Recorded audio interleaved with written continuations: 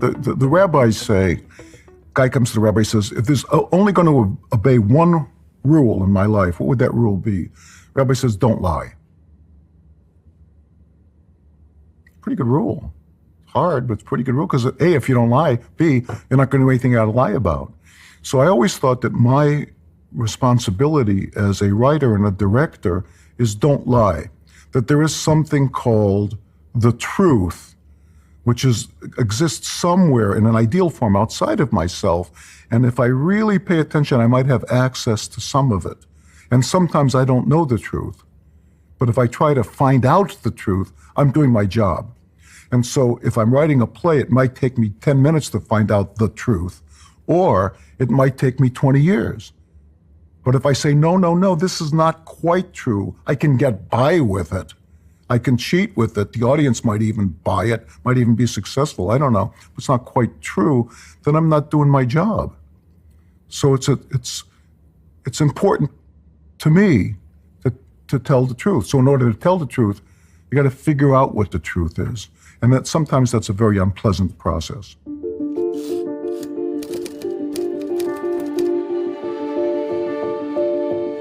Curiously, the theater is the place we go to hear the truth.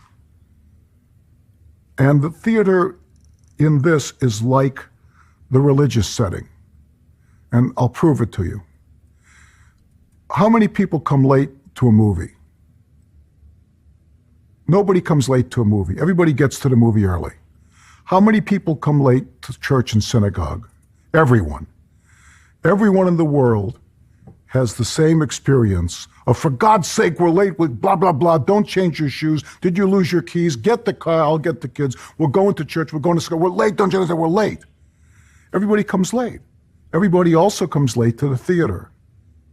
My God, we got tickets to the theater. We're late, blah, blah, blah. We don't get there. Blah, blah, blah. But nobody comes late to the movies. Why? Because the movies don't challenge them. The church, the synagogue, and the theater challenges them so deeply because there's a human need to hear the truth, challenges so deeply, they have to retain some measure of autonomy, right? I'm not going to say I'm anxious about the Word of God or I'm anxious about the play. They say, no, I'm anxious about the time.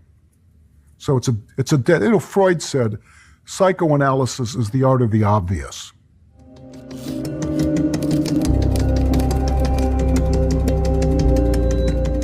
It's hard to face the truth, isn't it? I've been fortunate to be very friendly with and study with a great rabbi in Santa named Mordechai Findley.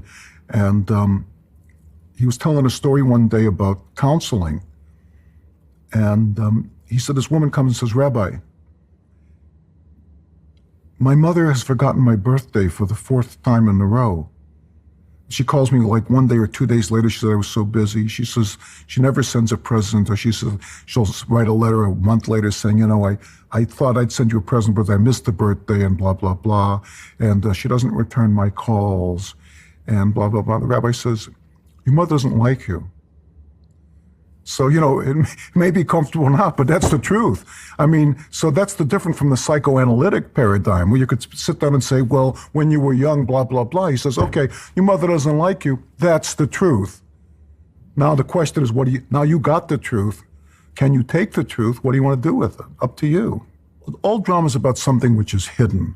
Like in the story I was telling about the rabbi, which is hidden is the woman is spending all of her time repressing the fact that her mother doesn't like her. So the idea is you search for the truth will set you free. And it may be pretty or it may be ugly, but it's the truth. How do we know that? Because we have the capacity to commune with the pre-verbal, with the ethereal, love, justice, truth, and beauty. They're out there, we can feel them, right? But we have to devote ourselves to feeling them and train ourselves to overcome the dictates of our reason. I say, wait a second, are you telling me that you're going to spend every Sunday morning going to church and singing these songs about some guy who died 2,000 years ago and may not even live? Does that make sense? Well, yeah, it makes sense. It's called religion. It just makes a different kind of sense.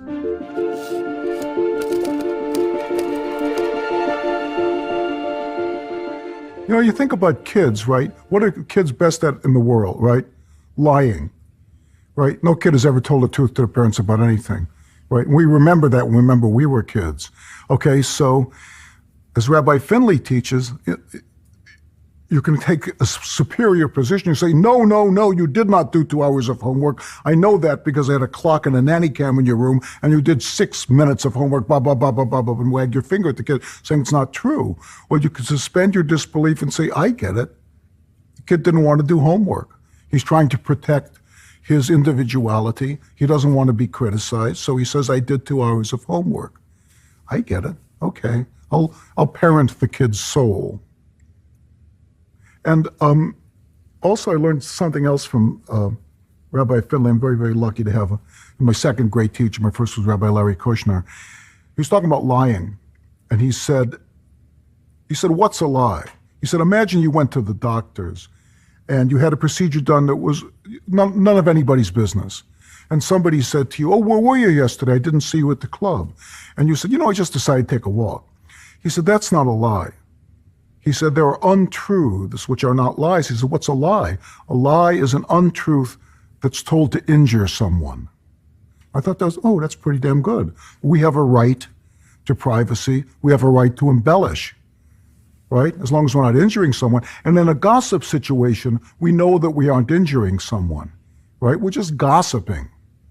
Similarly, in a theatrical situation, we can say things that if they're internally consistent might be pleasing, but they aren't a lie, although in one sense they aren't true.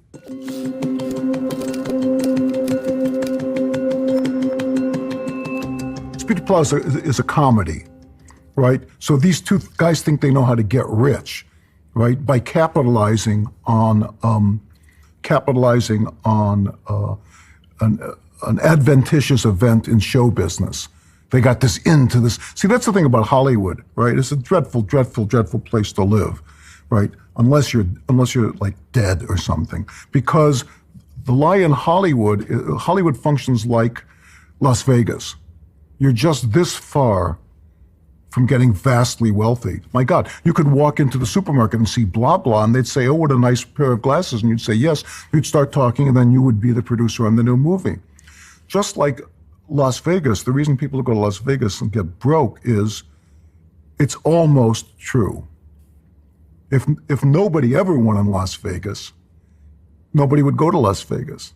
The fact that somebody might win in Las Vegas means everybody goes to Las Vegas. The fact that somebody might get lucky in Los Angeles means everybody goes to Los Angeles and they waste their lives.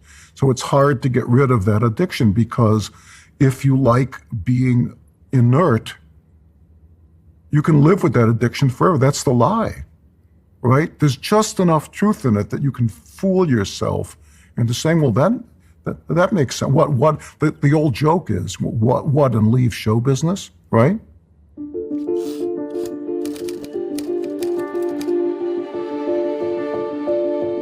In American Buffalo, the lie is introduced by the character, the antagonist. So everything that happens in a dream, of course, are all aspects of our own consciousness. What else would they be, right? The little dog Fluff and the mountain and the stream, they're all aspects of our own consciousness, symbolized, and we're free to interpret the symbols however we want. So that everybody in the drama is aspects of one character, right? The character is split. It used to be that the drama was just one person on stage in a chorus, and this guy called the Thespis, I think, introduced the deuteragonist, right? The second player, you have the antagonist, the guy who's acts against the protagonist. So the protagonist in the play is Donnie Dubrow in American Buffalo. The antagonist is this character called Teach, and his lie is, nobody can lead you to the truth but me. Everybody else is trying to take advantage of you. You aren't getting what you deserve. The young fellow who you've befriended as your protege, he's turned on you. And he speaks so convincingly that he leads the protagonist down the road almost to murdering the guy who's in effect his son.